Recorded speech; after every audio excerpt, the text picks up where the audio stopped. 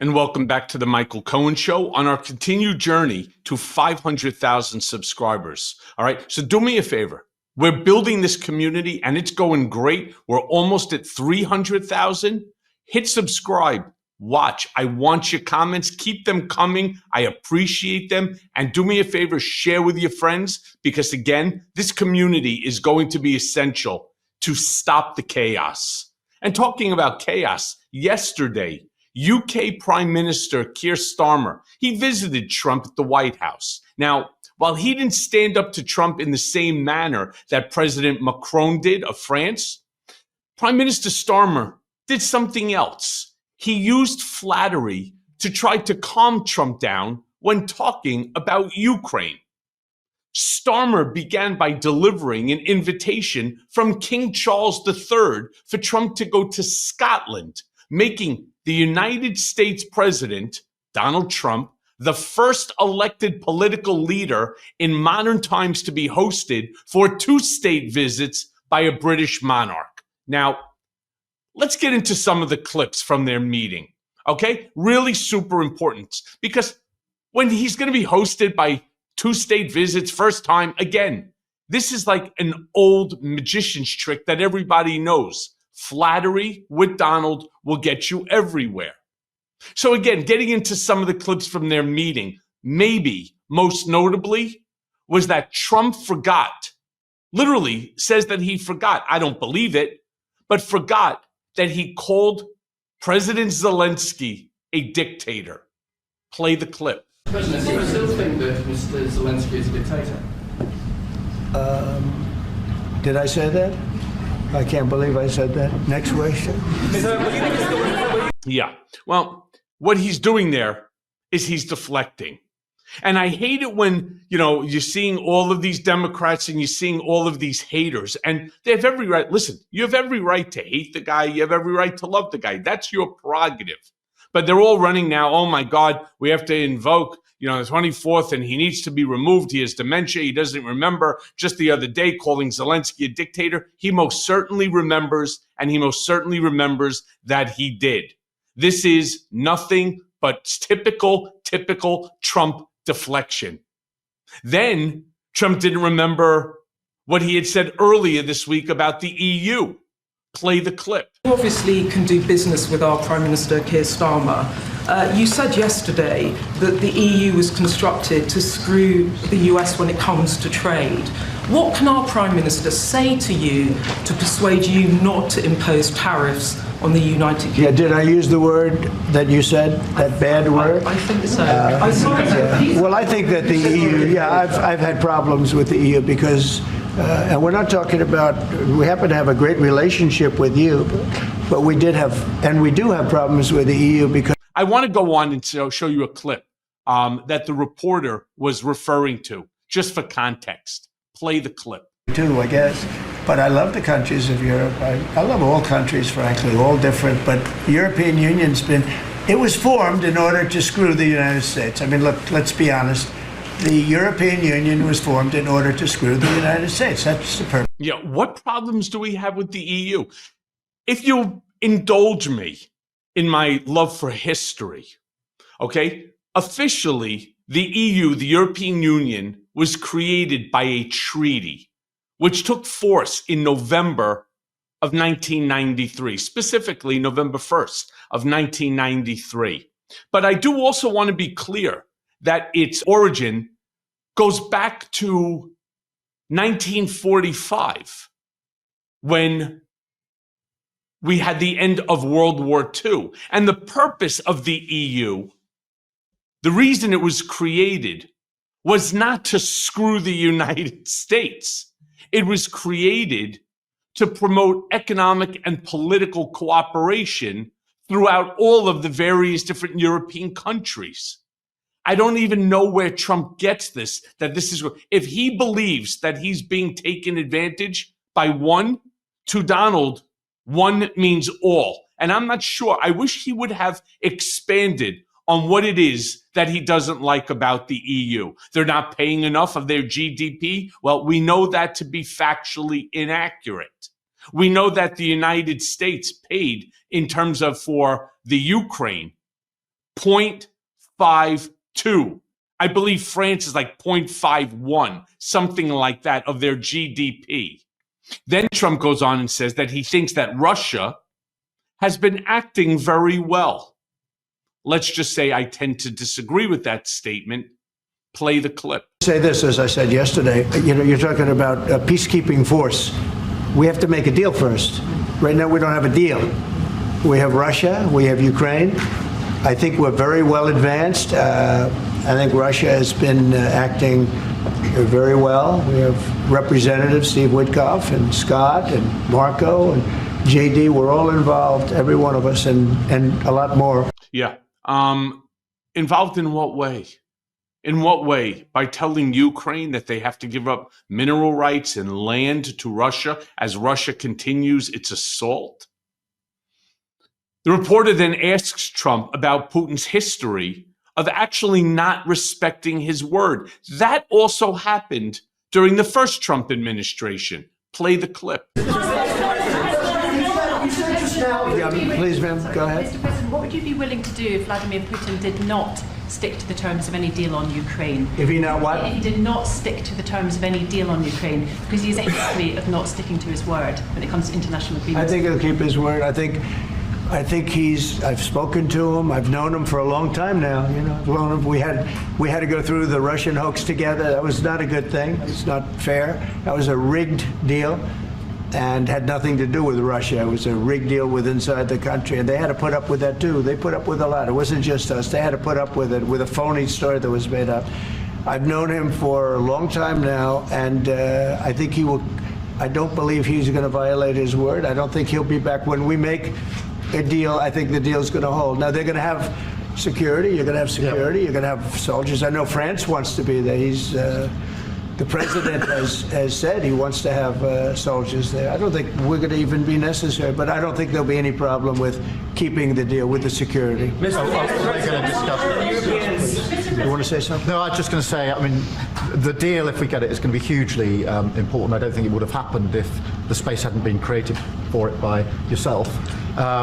But if there's a deal in, we've got to make sure it's a deal that lasts, that is not temporary, but lasts, and that's why we need to make sure that it's secure, and we've lent in and said we'll play our part, and we've talked and we will talk about how we work with yourself, Mr. President, to ensure that this deal is something which is not violated, because it's very important that if there is a deal. Wow. Kiss his ass anymore there, Mr. Prime Minister? I mean, Trump then goes on and speaks about sending money to Ukraine. By the way, let me also remind each and every one of you that that money has already been appropriated by Congress for Ukraine. But a similar statement from Trump's meeting with Macron. It's very interesting. Play the clip. It maybe got a little bit testy because we wanted to have a little bit of what the European nations had. They get their money back by giving money. We don't get the money back. Biden made a deal. He put in $350 billion. And I thought it was a very unfair situation. We're not getting all of ours. I mean, quite a bit of ours was gifted. It was given. There were some lends, but mainly it was gifted, actually. Mr. President, the Europeans want Ukraine to be part. The problem is that he speaks out of his ass sometimes. And this is one of those prime examples. First and foremost, look it up yourself. The United States has given 126 billion, something like that, whereas the next country that he's talking about, France, I believe gave 138 billion. So his numbers of 350 billion, it's as blown up as the number of square feet in his apartment when he claimed it was 33,000 square feet, but it's 11,000. I don't know what's with him in tripling things, but we did not give $358 billion. And Biden did not appropriate $358 billion for Ukraine. Just made up. Prime Minister Starmer then speaks about Russia and Trump and teased him by asking if he could take on Russia by himself. Again, trying to assert male dominance, be the alpha male. in the room. Play the clip. Between our two countries. That is why this is the greatest alliance for prosperity and security I think the world has ever seen. Whenever necessary, we absolutely backed each other up, and that's at the Could core you of take the on Russia by yourselves? Well, All right, one or two more. Yes. Do you see the look on Starmer's face? He's like, did this guy just really ask me that? Because now he's putting him in a very dangerous place. Trump also said that if British soldiers were threatened, they could take care of themselves. Now he's really pushing the issue. Play the clip. Just to follow up on that, if British troops are in Ukraine keeping the peace and get attacked by Russia, will you come to their aid? If the British people are in Ukraine and they get attacked, If British soldiers in Ukraine. I've always found about the British, they don't need much help. They can take care of themselves very well. That sounds like You know what? No, it sounds like it's evasive, but it's not evasive. The British have been incredible. So Yeah. Again, only a couple questions before that, he teased them that they could take Russia on by themselves. He wants nothing to do with fighting with Vladimir Putin. Why? I don't know. We'll figure it out. Just not today. Meanwhile, Trump then brings up Ukraine and NATO. Play the clip. Mr. President, the Europeans want Ukraine to be part of NATO as part of this deal. Are you willing to budge on that at all, or is it a firm? Well, I could be very nice and say, oh, well, we'll work to it. Look, it's not going to happen. It's just not going to happen. That's what started this whole thing. Biden said that, and all of a sudden the gun started. That was one of the primary reasons this started. And this was long before President Putin.